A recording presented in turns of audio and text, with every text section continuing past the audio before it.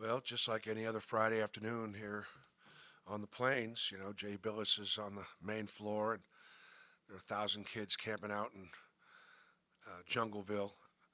I call it Jungleville. You could feel the energy on campus, and college game days here. Kentucky's in town. Um, a reminder that tomorrow is the Outlive game, and I know that tomorrow when I come into this media room, I will see all of you in your Outlive T-shirts, which you will have purchased for $25, and I will thank you for supporting Outlive.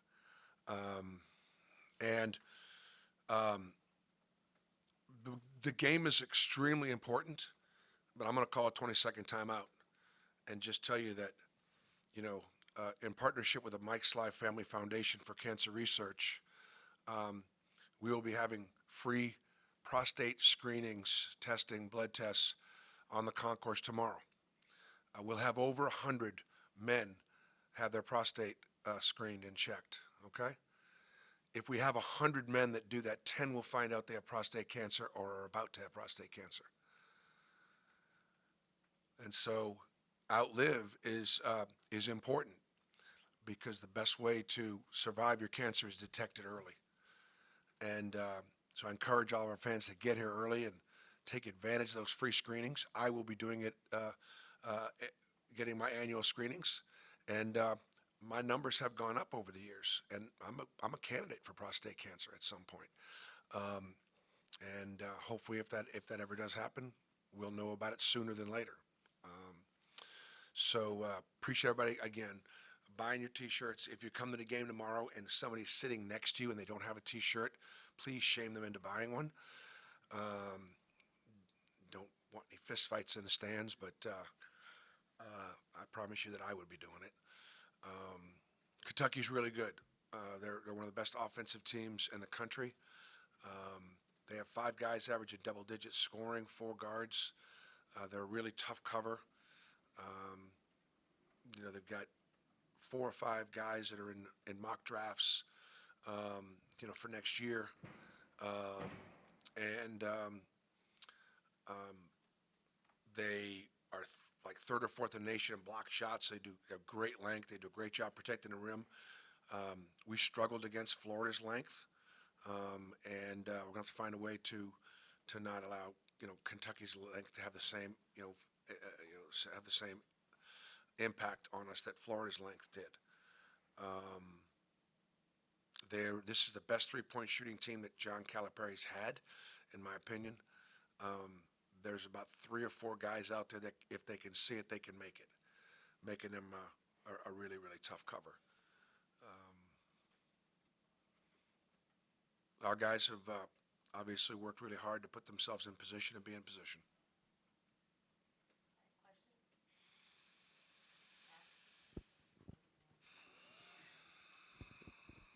So I believe Auburn had beaten Kentucky once in like 25 years before you got here. I think you're 6-8 against them all time.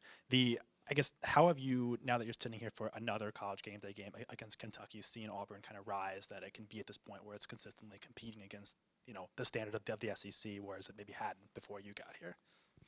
Well, I mean, Kentucky's still the gold standard in our league, and they always will be. That's never going to change. And if you want to be relevant in the world of college basketball, if you want to be relevant in the SEC, you got to beat Kentucky every now and then. And so,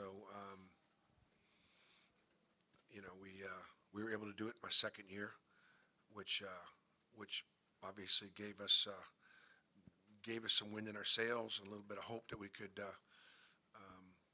get this thing going. So I like, we having been at Tennessee at a time when Auburn was good but not great. It was simply a game that we had on our schedule that we didn't want to overlook, that we knew we had to play hard to win, but it wasn't one that we were excited about playing. And we wanted to work really hard so that Auburn basketball wouldn't be holding the rest of the league down. And maybe someday it would be a game that other teams at the top of our league would be excited about playing. Coach, forgive the kind of funny question here, but you talked about the kids camping out. I'm curious, have you ever camped out for anything? And if not, what is something that maybe would get you to camp out, for 24, 60 hours? Well, I mean, as a kid, we camped out. That was, as a kid, we camped out. That was a lot of fun. And we camped out more than just in some neighbor's backyard, We'd go walk a trail and hang out and camp out. So I enjoyed that. I don't know that I've never camped out for a ball game. The closest thing I guess I could, when I was a student at Boston College, one of the things that I was in charge of was getting the buses, as a student, was getting the buses to go to the Big East tournament, student buses. And then we did get one bus to go to Bloomington, Indiana, that I organized and brought some students as a student out to an NCAA tournament. It was actually a regional in Bloomington. I didn't travel with a team on that trip.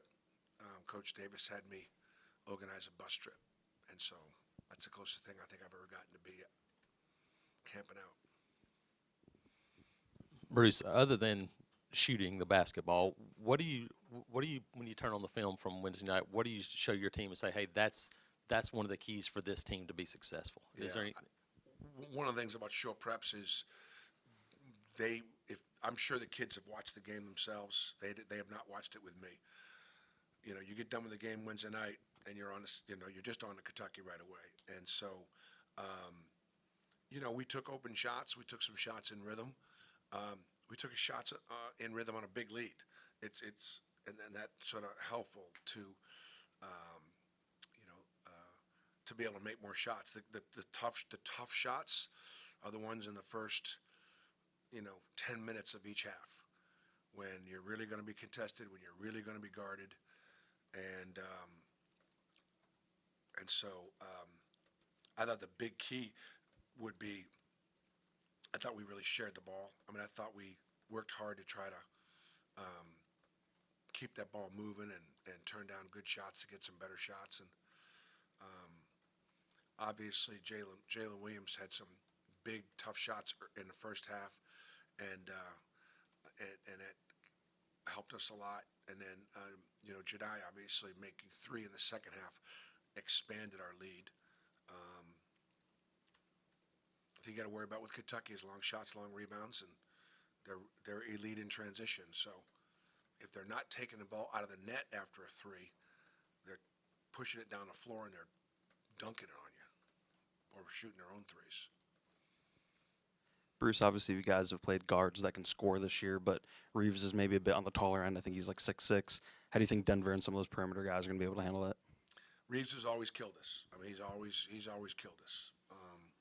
He's a big, long, physical guard. Really shoots it. He's improved his float game, his mid-range game. Shepard leads the league in steals. He's a dynamic point guard, great shooter, great playmaker, has great patience and poise. Already a Kentucky favorite. Dillingham is a one-man scoring machine. He scores like I breathe. I mean, he's a very, very dangerous microwave type of a player. Wagner is, and all those guys I just mentioned, Wagner may be the highest ranked as far as the pros are concerned. Yeah, they're really talented. They're really big, and that's why they're at Kentucky.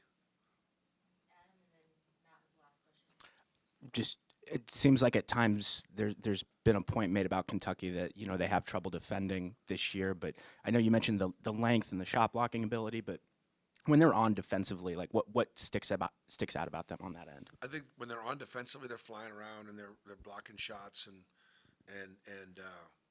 I think there's no question Kentucky's going to play with unbelievable effort and energy tomorrow, especially early in the games and early in the half.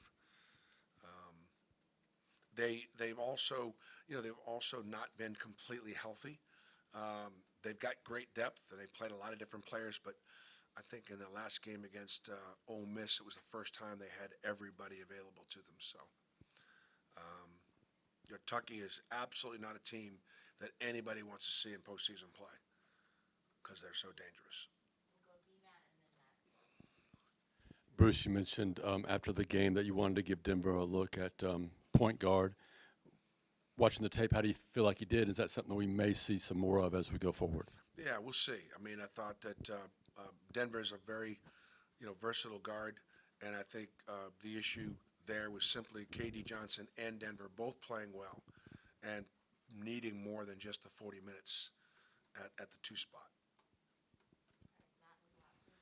You mentioned the length of Kentucky and kind of how length has given you guys issues. I think the team that kind of gave you guys the most issues here was probably Texas A&M, which had that same length to an extent. I guess what are you looking back at that game at all? Kind of does playing that game at home against a team like that matter to you in any way? You hope that obviously the home court advantage inspires your guys, and you hope that it bothers the opponent. Kentucky actually plays better on the road. A lot of pressure in Rupp Arena to win, and they've lost, I think, 3 games at home. And sometimes they get away from home, and there's just a lot less pressure. A lot of pressure at Kentucky to win, and so as a result, they've done really well on the road, and they've shot it well on the road. They've got, again, the kind of talent that can be fearless. These are confident players.